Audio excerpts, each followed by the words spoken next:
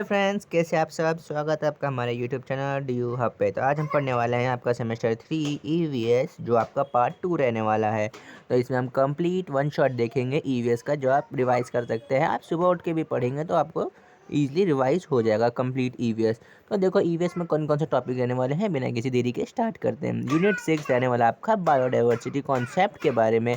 इसमें आप पढ़ोगे levels of biodiversity, endemic species, hotspot of biodiversity India and biogeographic zone, IUCN के बारे में पढ़ोगे, जिसमें 20 नंबर तक के क्वेश्चन आपको देखने को मिलते हैं।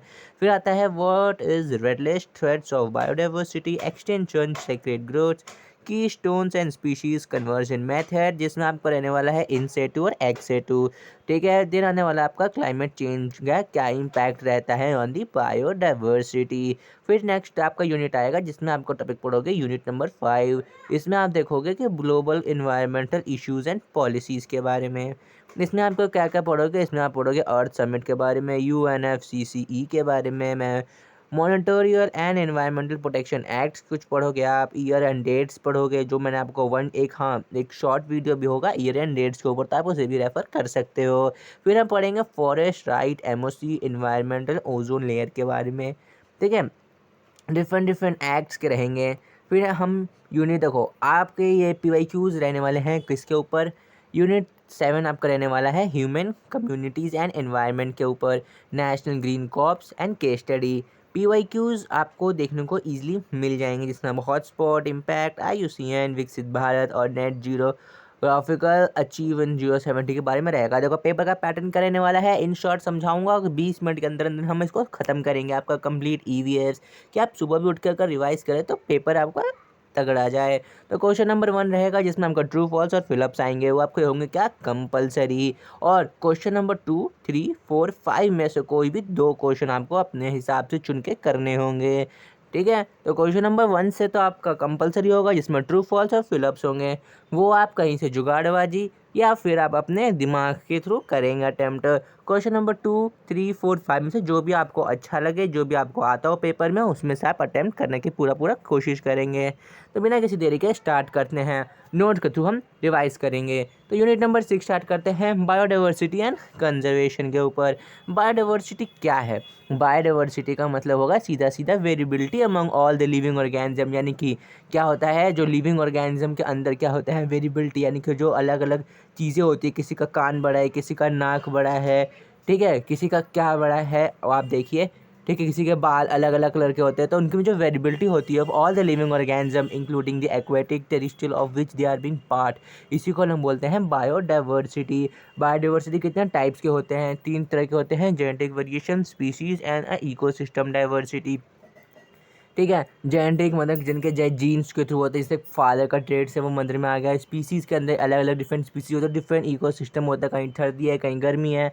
ठीक है। फिर आता है values of biodiversity. Value diversity बहुत सारी होती है, हम कितने देखेंगे, 3 देखेंगे। कौन कौन से, सोशल। सोशल क्या होता है जी, जो भी सोशल लाइफ, रिलीजन, स्पिरिचुअल जो होते हैं ना, डिफरेंस होते हैं, किसी कोई हिंदू है, कोई मुस्लिम है।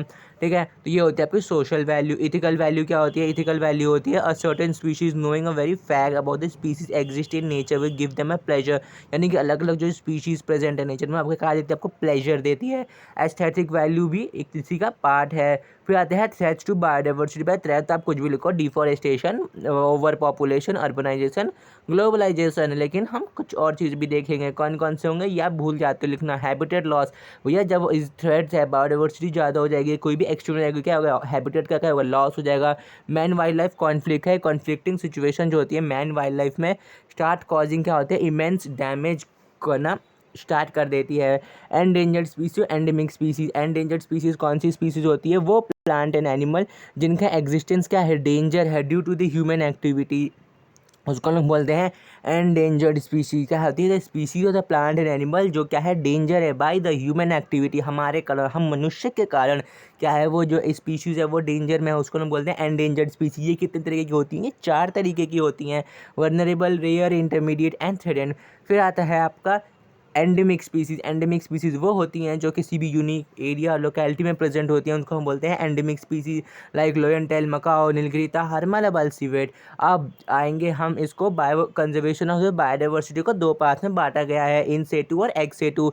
इन सेटू क्या होता है, जो अब हम प्लांट, एनिमल्स और इस किसी भी स्पीशीज़ को इनसाइड उनके अंदर के नेचुरल हैबिटेट में जिसमें वो रह रहे हैं उसमें बचाया जाए तो उसको हम लोग बोलते हैं in situ conservation.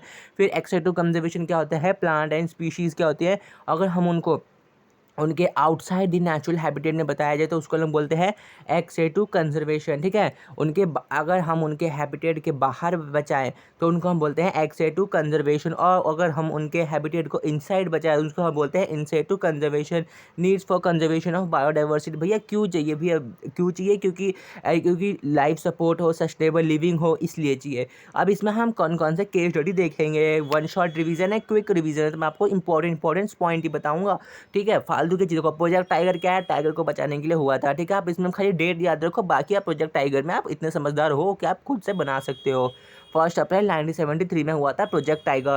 Botanical garden क्या है भाई, बोटेनिकल गार्डन में याद था कि 1500 बोटेनिकल गार्डन यानी प्लांट्स जो होते हैं टुगेदर एक जगह लाके प्लांट किए जाते हैं, उनके स्पीशीज़ को थ्रेटन होने से बचाया जाता है, उसी को हम बोलते हैं बोटेनिकल गार्डन। जूलॉजिकल पार्क भी एनिमल्स को बचाने के लिए जो होता है वो एक्स सिटू कंजर्वेशन होता है, कहीं से और जानवरों को उठा के कहीं और ले गए उनको प्रोटेक्ट करने के लिए, जैसे टाइगर का होने लगा था, चीता का होने लगा था। ठीक है, तो उनके लिए तो ये होता है जूलॉजिकल पार्क्स बनाए गए, बायोस्फीयर रिजर्व्स बनाए गए।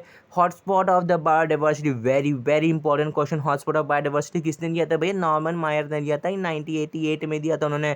उन्होंने क्या डेफिनेशन दी थी, ये दी थी, biogeographic region categorize by the exceptional level of endemism and high serious level of habitat loss है, इसी को बोलते हैं habitats of hotspot of biodiversity. Hotspot of biodiversity क्या होते हैं, वो प्लेसेस होती हैं जिनके पास क्या है, हाई बायोडाइवर्सिटी है, एंड जिनके पास हाई बायोडाइवर्सिटी है वो बायोडाइवर्सिटी में बहुत ज़्यादा रिच है, लेकिन वो थ्रेडन है बाय द ह्यूमन हैबिटेशन, भैया हम इंसानों की वजह से वो थ्रेडन भी हैं, उन्हीं को हम लोग बोलते हैं hotspot of biodiversity.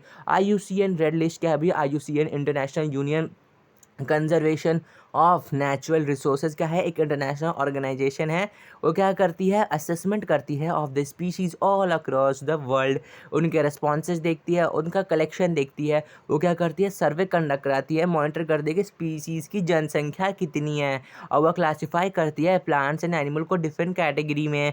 This is easily हम उनको क्या कहते हैं, IUCN रेड लिस्ट कैटेगरी। और जो ये इंफॉर्मेशन है क्लासिफिकेशन का जो वो करती है प्लांट एंड एनिमल्स को, ये क्या करती है, इसको स्पीशीज़ को वो पब्लिश करती है, जो IUCN है, रेड डेटा लिस्ट जो आती है उस पर वो क्या करती है, पब्लिश करती है IUCN, उसी को हम लोग बोलते हैं रेड डेटा लिस्ट। क्वेश्चन आता है what is red data list, ध्यान से इसको पढ़ लो।